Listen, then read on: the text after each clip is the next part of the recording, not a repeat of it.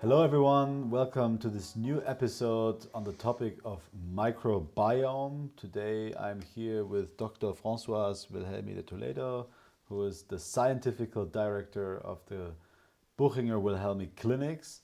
My name is Leo Wilhelmi. I am the managing director of the Buchinger Wilhelmi Clinic in Germany. And my first question about this topic of microbiome that everybody is nowadays aware of because it's been widely covered in newspapers, in articles, and in the overall science of nutrition and fasting. So my first question to you is, what is the microbiome? How can we try to grasp the topic of microbiome? Well, first, it's a little jungle we have in our digestive system. Of course, in other parts of our body, we are also colonized by a lot of microorganisms. But in the digestive system, very specially, it's mainly bacteria from many families, but also viruses, yeasts, fungi, and of course the pathological inhabitants like parasites or others. Mm-hmm. And how you can imagine that these all little populations, they live out of the food we ingest and after from the rest of the digestion. And this food for them is dependent on the way we digest the nutrition that we absorb.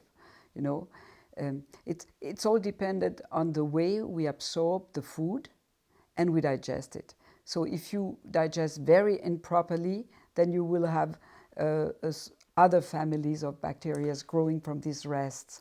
So it's the microbiome is the microorganisms that populate our digestive system and that are responsible for the way we absorb food and the way we digest the food, if you like.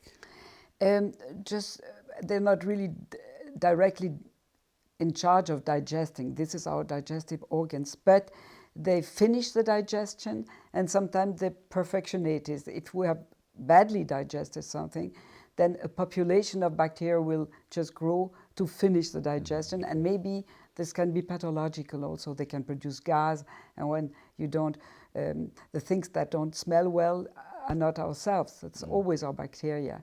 So it's interdependent. Mm-hmm. At least when you start fasting, then of course you don't feed them anymore, or just with very, very little. Like by the Buchinger Wilhelmi fasting program, we have 200, 250 calories with some juices from vegetable broth, and this is not a big food for them. Mm-hmm. So they will suddenly say, hey, no food is coming anymore. We must add that the cells feed not only, the microbiome doesn't feed only on the food and the food rests, but they feed also on our cells. You know, our organs are permanently in reconstruction. So we eliminate with desquamate, it's called, eliminate the cells, and there we have little microorganisms we feed out of it. And so when you stop eating, we have seen that we have a total change, also a switch, not only a metabolic switch, but a switch in the microbiome. Mm-hmm. It's colonized by other microorganisms than the ones who colonize us when we are eating. So two different modes of being, fasting and eating, determine different populations of microorganisms in our intestine. And there is something like a healthy microbiome, and there's something like a unhealthy microbiome. This is now very much under intensive research. Mm-hmm. We can say that when there is a lot of diversity, this is very healthy. Mm-hmm. And when you eat junk food permanently, then you will diminish the diversity. Now, for every type of food and nutritional habits, you have different microbiomes. So you cannot still say, oh, this is normal, this is abnormal, but you have criteria to evaluate more or less. Mm-hmm. For us, the most important thing was to say, is the fasting deleterious for our microbiome? Are we doing harm to them? Which is very, very, for us, not very possible, since fasting is necessary to survive for animals and humans. So it's made a long evolution, and everybody has fasted one or the other time, and we know that it's not a problem. But still, it's nice to document it. So this is why... so what have you documented in fasting and the microbiome? What does the fasting... How does fasting affect the microbiome? We had 16 healthy men doing 10 days of fasting, and we took a stool examination at the beginning, during, at the end of the fasting, and after food reintroduction, 4 days, and after 3 months, where they came back and we could have stool samples again. And what we could observe is that the families of bacteria that are used to feed on rests of our food absorption, they diminish considerably. And the other ones who feed on the desquamated cells and on the production of the intestine, they are enhanced. So you can really say, no food, they just diminished. But you have a phenomenon that is not very well known in fasting, except from scientists, is that you have a shrinkage of the organs during the fasting, and you shrink your mucosal wall, so you have a lot of cells that desquamate and fall into the lumen of the digestive tract, and so the cells who like that food, they just thrive. And when we saw the healthy men, 3 months afterwards, they had regained the same microbiome than at the beginning, except we had more production, more bacteria who produce short-chain fatty acids, which are very good. So there is an improvement. We don't know if it's a fasting, or maybe because after the fasting they ate more healthy. But anyway, we could document there is no deleterious effects in healthy persons. And we set... So just to make that clear, so there's no deletion of, so there's no, you don't take away healthy parts of the microbiome? Well, we don't take them really away. Maybe they just diminish, like if you cut your lawn, you will have a diminution and they stay dormant. And when you put the food in your system, then they just come up again. So if you are a healthy person, you might have a healthy microbiome. So this finding was extremely interesting, because you see, you switch microbiome. And if you are you have a disease which might have its reflection in your microbiome, or be caused by an unhealthy microbiome, then you might hope that when you have switched that down, you go back to food in a way and to a new lifestyle where you don't reanimate the bad bacteria, but you try to replant good ones and restore your diversity and the healthy bacteria. So we are still in the field where so many things are just being discovered every day. For us, the most important thing is to say it's safe. And as you know, we do every other day an enema, and we can also say, okay, enema seems to favor the microbiome normal evolution. It's very interesting what you say, because the effects of the microbiome, so we're sort of shedding the first light on the microbiome and the effect of fasting on the microbiome. But I think we already know that the microbiome is responsible for a lot more than just what happens in the digestive system. Don't you agree? There's something like the saying, I have a gut feeling. Yes, the gut feeling probably is a popular expression to reflect the fact that we have neurons in the digestive system, especially in the intestine.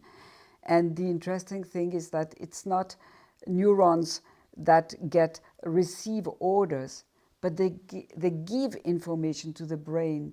So maybe we can imagine that it's called the second brain, that the environment of our digestive system with this huge population of individuals and microorganisms, if they are like this, they send an information that can, for instance, influence our mood in a positive way, or give other information according to that say not good, and our mood goes down. So this is a high hypothesis, but at least there is clear that the digestive system and the mood has a very clear link. Melancholia, this is the black bile that has had to do with the secretion of the gallbladder, and you see many relationships with that. Fasting affects the microbiome in a way where we sort of see a little shrinkage and afterwards a growth period, and we have the link to feelings, to the gut feeling, if you like. So I think there's a lot of interesting combinations to future observation, to future research. What we can really add is that the period where you reanimate your microbiome, if you want, you rebuild partly also, it's the period where you reintroduce the food. And we know that this period is incredibly important. You shouldn't really underestimate the power. It's a regeneration phase on the one side, and on the other side, if you eat slowly, you chew a lot, you choose the food very thoroughly, and you have only organic food, mostly vegetarian at the beginning, you can maintain the positive effects and probably rebuild a good microbiome if this one was pathological. This is a very interesting topic, because our eating and our food intake has dramatically changed over the last 50 to 100 years. The food that we consume now is also industrially ultra processed. It's processed, so the effects on the microbiome, from what I know, are only seen in long-term periods. So we can... Yes, of course, on long-term periods, but also on short terms, because it has been documented that if you change your eating habits and eat only junk food, in few days you lose a big quantity of good bacterial families. So it goes very quickly. What we know is, for instance, that in rheumatologic diseases like polyarthritis, it has been very good published. If you go, you have an extraordinary improvement of the joint pains, of the mobility, of the inflammation. But if you go back to the food you ate before very quickly, then you have a relapse. And the only study really who showed a long maintenance of the positive effects and even a bettering after the fasting were when the subjects were given a vegan nutrition during the first 3 months, reintroducing one food item after the other one, and stayed long periods vegetarian with very strict guidelines. So I think in this regeneration period after the fasting, there is an extraordinary healing potential and maintaining potential, which has still not been understood enough. And in intermittent fasting, sometimes it's just neglected. I hear sometimes, yes, when you have fasted, then you go back to your usual eating habits. And if you want to use the fasting therapeutically, this period after the fasting is probably as important as the fasting itself. Thank you very much for sharing your knowledge. If you liked this episode, then please subscribe to the channel if you haven't. If you want to leave a comment, then we're very happy to give feedback. We're very happy to also get input for future episodes. And I'd like to thank you for coming here. Thank you very much for sharing. And to all of you listening, have a wonderful day and stay tuned.